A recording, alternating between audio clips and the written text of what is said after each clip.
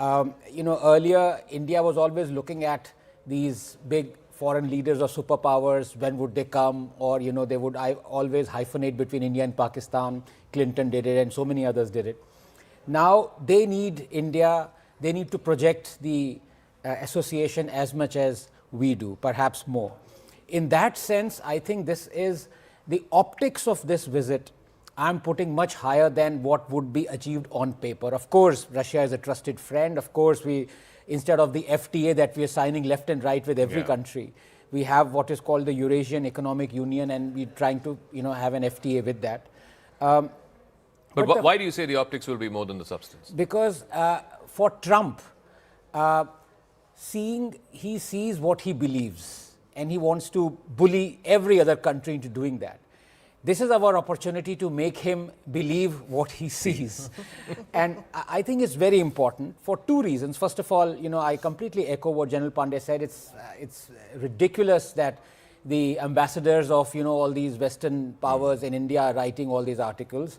Ambassador Sibbal also expressed this thing. I mean, they are free to express, but look at the hypocrisy. First, they are buying more Russian energy and oil than India. Yeah. We get slapped with tariffs, they don't. And then because we continue to buy, because we were having the price cap issue and we were evading that, America slaps sanctions on the two Russian oil majors, basically nipping the purchase in the bud. And then what do these ambassadors of the countries who are writing all these articles, of course, through directions from above, they get sanctions from the sanctions lifted or obeyed from America. I mean, Germany and UK. Yeah. And they're still writing this. So, they can take a walk. And I'm being very polite because I leave all the tough language to my good friend Abhijit, who's sitting on my... he has a way with words which most of us don't. But the fact of the matter is, Russia has always been a friend. And I can talk of science and technology cooperation as we move along. But I think the big picture is this is an image exercise that Putin and Modi both need. I also want to go across to Angie Wong, who's a Republican strategist. She's joining us from Miami in Florida. Obviously, I mean, all of this comes in the backdrop of the ongoing Ukraine war. There doesn't seem to be an end in sight to that war. Just this week, Steve Witkoff and Jared Kushner were at the Kremlin. They had a 5-hour meeting with Vladimir Putin. And it doesn't seem like, there's any breakthrough on the anvil. So the question is, clearly Mr. Trump will be watching all of these developments. He imposed these oil tariffs in India. That has not, stopped India from buying Russian oil. He's imposed all kinds of sanctions on Russian companies. Russia's not stopping this war. Where does that leave Trump? Will he now sort of go in and sort of recalibrate the positions that he's taken and say, okay, what will it take to A, end the war, and B, for India to stop buying Russian oil? Because clearly whatever he's done so far is not working. Yeah, at some point, the Trump administration needs to understand that Putin doesn't have to stop the war with Ukraine. And I think he's starting to get a sense of that. There's been several rounds, 3 that I have counted, where the Trump administration has reached out to Putin to end the Ukraine war. And just last weekend, Marco Rubio and other senior Trump officials met with Zelensky's delegation. They had productive talks here in Miami. But when that message then gets back to Russia and was conveyed to Putin, the talks went nowhere. So again, this is the 4th round, and it keeps going round and round circles. It doesn't seem like there's any end.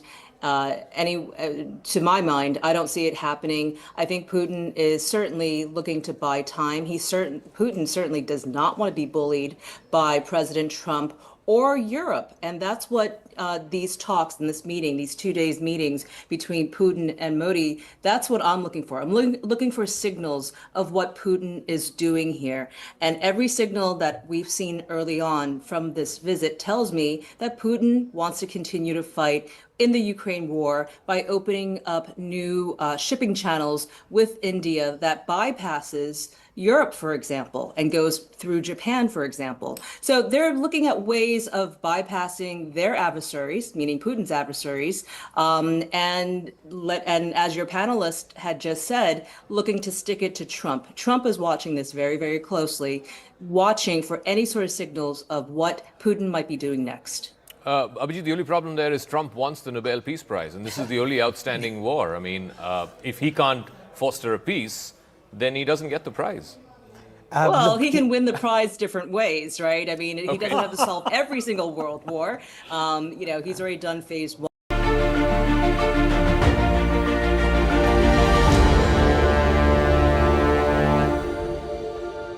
CNN News 18 gets this report from the Russian Cultural Center in New Delhi, where a full showcase of India-Russia's decades-long partnership is on full display, from key bilateral milestones to defense models like BrahMos and the iconic moments between Prime Minister Narendra Modi and Russian President Vladimir Putin. Take a look. The day when the India-Russia ties are in the focus, where the world is watching every development from a close eye. We are right now at the Russian Culture Center in the national capital. And at my back, you can see the latest, in fact, photo exhibition of the relationship and the historic ties that both the nations have enjoyed over the years. Why and how these relationships have forged into a very significant bond that India and Russia now enjoy, and of course are a testament of the the ties between Vladimir Putin and Prime Minister Narendra Modi in the pictures and through this messaging. There stands to be a loud and clear message from India about how it views Russia as a very powerful and a close ally.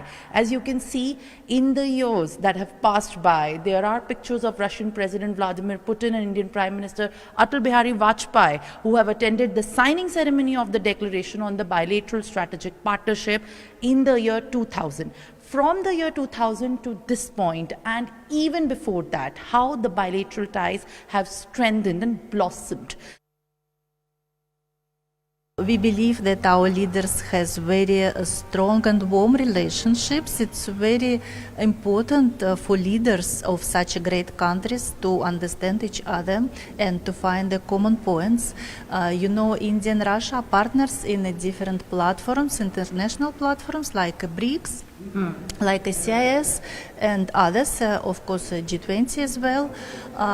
And we are together in the build of the secure Eurasia community. It's also very important for Russia as well as for India, because the peaceful coexistence is crucial for any state.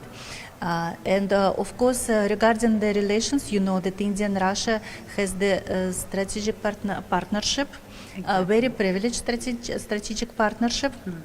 So such level of cooperation we do not have with all countries, of course, and it reflects the long history of Soviet Indian and Russian Indian collaborations.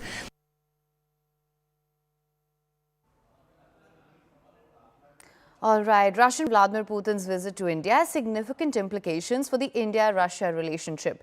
In an exclusive conversation with CNN News 18's Akanksha Swaroop, former Indian envoy Ajay Malhotra decodes what the visit means for trade, for defense cooperation and regional politics. Listen to this. The Russian President Vladimir Putin's state visit is happening at a time when Russian oil imports are all set to hit their lowest in 3 years in December. This after the US President pushed India to stop buying oil from Russia after there were sanctions imposed on the two Russian oil majors. What's the broader message behind the state visit? As it happens, there would obviously be much international interest in what is happening in such a visit. But yeah, the focus is not USA out here, nor is it the unilateral sanctions that have been put in place by the US. These will be addressed, no doubt, but since you refer to oil and oil sanctions, I should point out that these affect private players and PSUs in India, and most of the private players probably would have fallen in line simply because they have a business interest in USA, and they would not like to see them harmed due to the sanctions that have been imposed. It is not, so it is really out of the, I would say, almost a bullying kind of situation that they've found themselves in. So be it defense purchases, civil nuclear cooperation or bilateral trade, will deals with Russia in these areas help India to reassert its strategic autonomy? You know, our foreign policy has always been characterized by independence of judgment and action. And I think this continues here. Somebody saying something or making a noise in another country, that's up to them. And we'll see how to handle it. But Russia has been a long-standing and friend of ours, a trustworthy friend of ours, and we have deep-rooted relations with it, which go back many decades. So there's no reason for us to kind of get influenced or kind of bullied or pressurized by anyone else, no matter how important or powerful the player may be. And as President Trump says, you know, he is a America first sort of person. So yeah, but even for India, he would say that, yeah, India first is our policy. And we look to our interests first rather than the interests of any state, no matter who it might be, and no matter how important they may be or they think they may be. So yeah, so we are looking at taking forward this relationship. You would have noticed that it is a state visit, which means the highest honors will be accorded. That means there would be a welcome, official ceremonial welcome, including at Rashtrapati Bhavan. There would be a state banquet, etc. So all these are important indicators. It's not, in fact, they haven't had a state visit, I think, from Putin for a long time. Yes, yes. The last was in 2002. Which was a summit. Yeah, no, it's always for the summit. But, you know, the summits have also been as working visits or official visits. So this one is a state visit, which means the guest, Putin is a guest of the President of India. And that means throughout his stay here, he remains the guest of the President of India. So that's an important difference. So it shows that we are according the highest honor to the President of a friendly country with whom we have, as we have you know, agreed to describe our friendship in the year 2010, 15 years ago. How much importance Russia places on travel and tourism when it comes to India? Why so? Okay.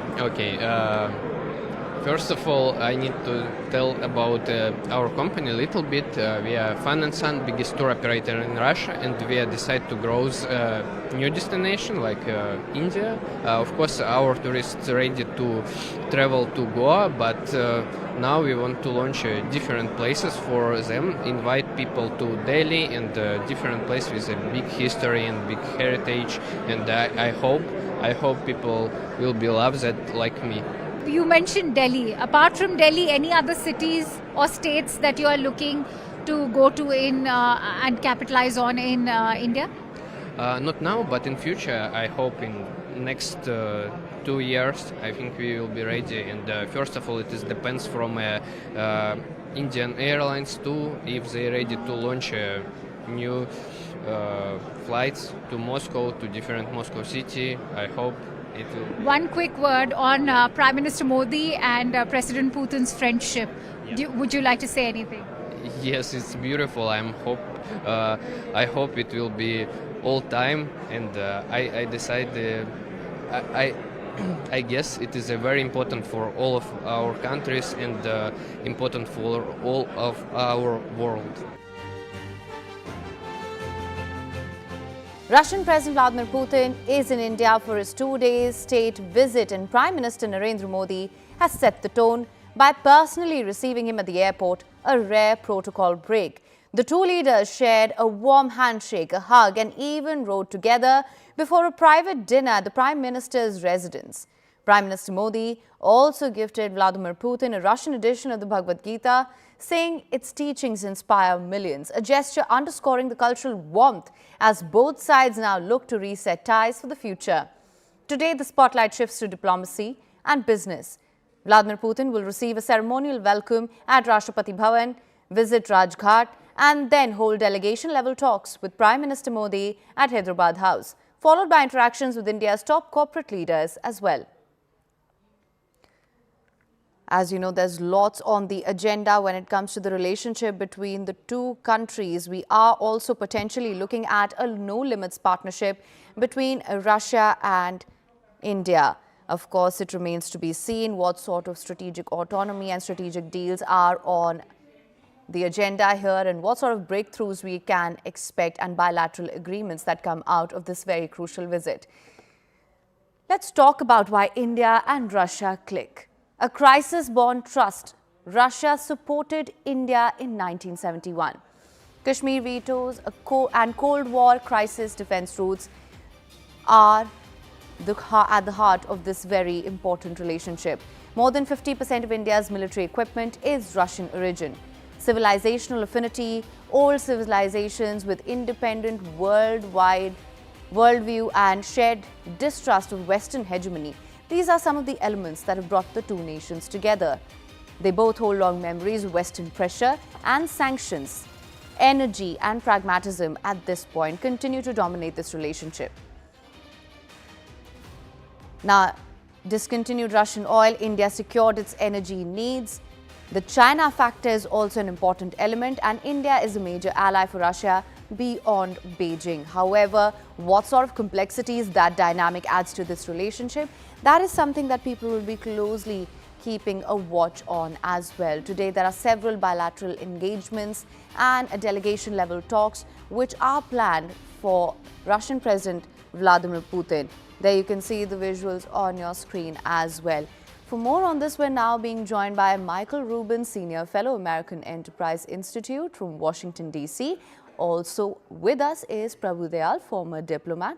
Thank you so much for joining us. Mr. Rubin, let me come to you first. Of course, when we talk about strategic autonomy and the special and privileged strategic partnership with India and Russia, how will they exercise this policy of the strategic autonomy and increase their ties going forward? Especially, a lot of other global players are going to be keenly watching this visit of the Russian president to India as well. The question which India needs to ask is whether this embrace of Russia is because Russia is the best strategic choice, or whether part of it is out of animosity at the way that President Donald Trump has treated India. I would argue that Donald Trump is a lame duck. What he's done with India is inexcusable, but pushing the United States by reaction into a stronger embrace of Pakistan isn't wise. I also worry about the future of Russia, whether Russia is going to make good on its military agreements. It didn't in 2023, and what happens when Vladimir Putin dies. Ultimately, I think what India needs to do is recognize that India has to upgrade its own defense industry rather than rely on any outside power. Absolutely. India's focus has very much been on strategic autonomy, and these are all strategic relationships, to which I would like to now also come to you, Ambassador. Of course, let's talk about what Mr. Rubin has said. What is your assessment of this?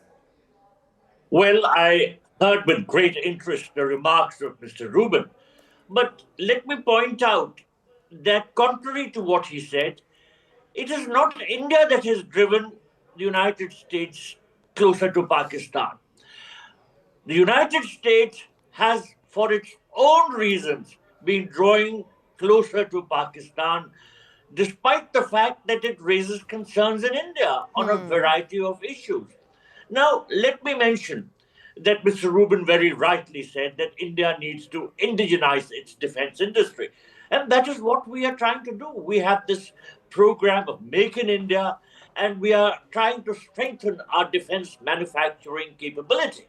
Now, there are certain problems which President Trump has himself created for India. You know, Indo-US ties were going absolutely smoothly. They were on the right track. We were very keen to enhance these ties and develop them. But then out of the blue, he imposed 50% tariffs on exports from India and called India a dead economy. So there was a lot of bad language used, which naturally upset people here in India, not just the leadership. Now, what is the way forward? Of course, India will pursue strategic autonomy. Of course, India wants good relations with the United States, and we have an interest in keeping these ties alive.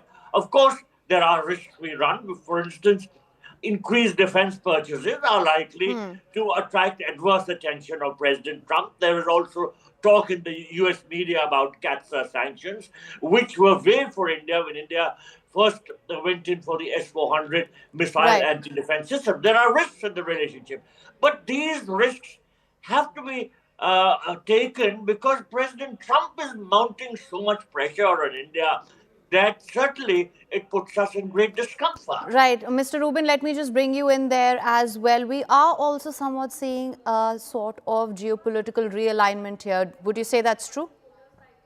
I would say, I mean, certainly India is keeping its geopolitical options open. But all I'm saying, and I share the frustration of the ambassador, is Donald Trump has a 35% approval rating. That means he has a 65% disapproval rating in the United States, and it's not clear he's going to be able to finish his term. What I would lament is after 25 years of building up U.S.-India ties, if out of animosity towards President Trump, who is a limited factor, we actually set our relationship down a path of non-cooperation for decades to come. Prime Minister Nehru and President Truman weren't able to come to accord, and that pushed the United States into this alliance with Pakistan.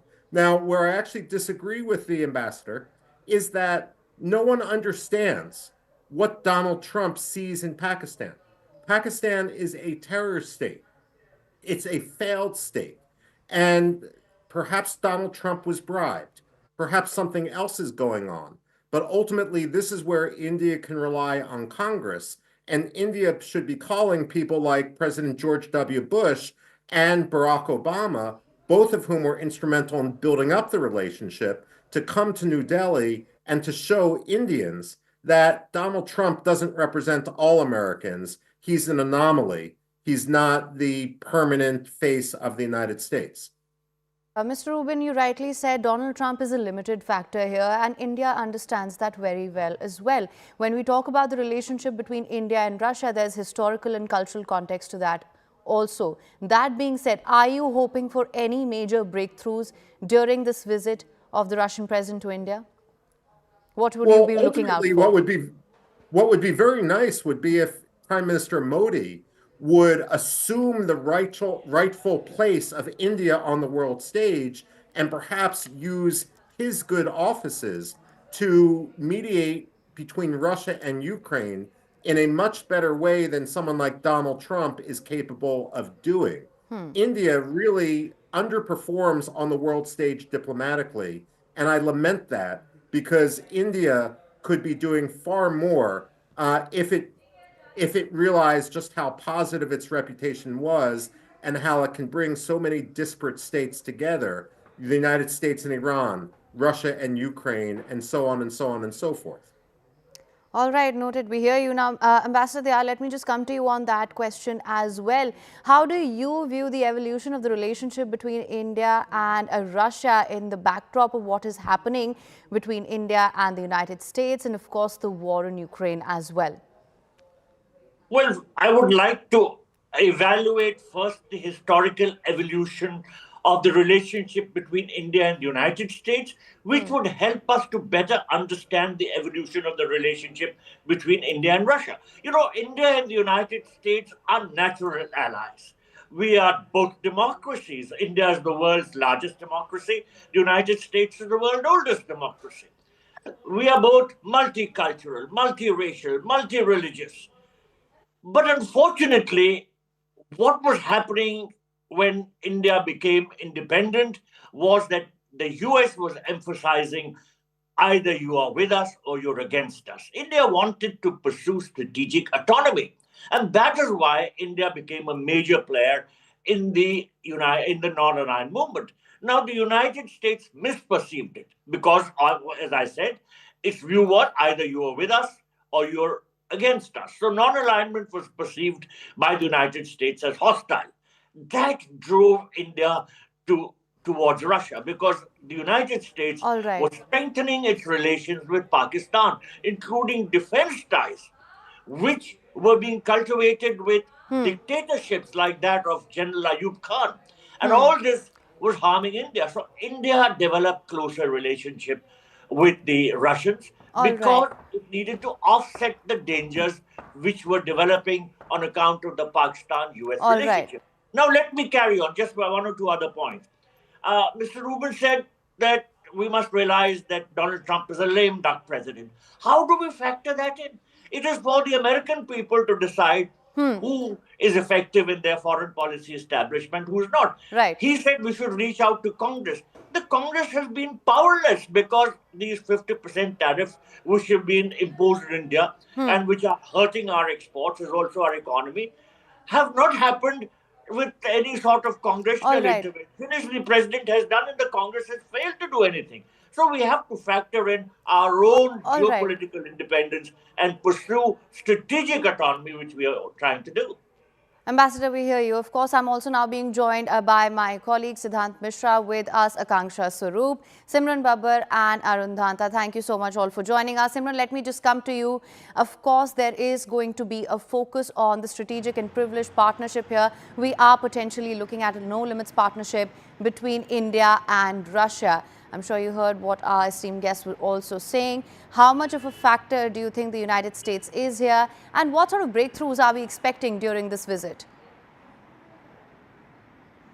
Well, absolutely, Hem. And in fact, starting on the very same point that you had earlier made about the United States, in a series of first reactions that has come in, closely watching these developments and how exactly this entire relationship is coming to also unfold a new series of bilateral ties, and how New Delhi and Moscow are forging ahead to sign a host of pacts, specifically targeting, in fact, trade and defense. What really importantly also to be noted at this point is that on the same month in which Russian President Vladimir Putin has visited and decided to visit India, on December 25th, the 15-year anniversary on the adoption of the elevation of the Russia-India relations to the special and privileged partnership is also going to be celebrated. It is in fact going to be 25 years since Russian President Vladimir Putin first came to India for an annual summit with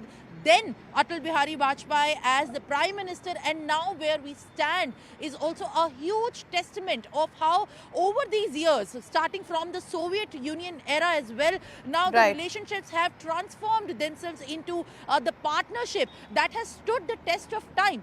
Very categorically also mentioning that not just this kind of a bilateral relations that has been elevated to the special and privileged partnership, but very importantly to be noted that the imports and the exports, which is going to be a very huge sector as bilateral pacts and the separate delegation level talks of the industry partners is also going to be taking place, as India is also hoping for Russia to import more. And in fact, even in this October as well, when a record $68.7 billion have been hit as a trade during even when the secondary tariffs were in place, this is also going to be a huge, in fact, roadmap for the 100 billion trade deal that has been set in place, and how that can also lead forward to these delegations that which will be coming into the shape. All right, of course, that is something we will discuss further as well. Do stay on with me. Of course, there's lots to discuss here. Let's tell our viewers about the vehicle that Putin traveled in just for a little bit. The Orus fortress on wheels is what it's called, stretching over 5.5 meters in length, 2 meters in width, engineered to withstand the most extreme threats. The Orus offers VR8 to VR10 level ballistic protection. Every body panel and window is bulletproof, keeping the occupants safe and high caliber attacks. From high caliber attacks, the underbody is reinforced to also absorb explosive impact, while the fuel tank is also explosion resistant, ensuring safety even in the most volatile of situations. Equipped with run-flat tires, the Orus continues to drive even after sustaining damage, giving them the freedom to escape danger without hesitation. The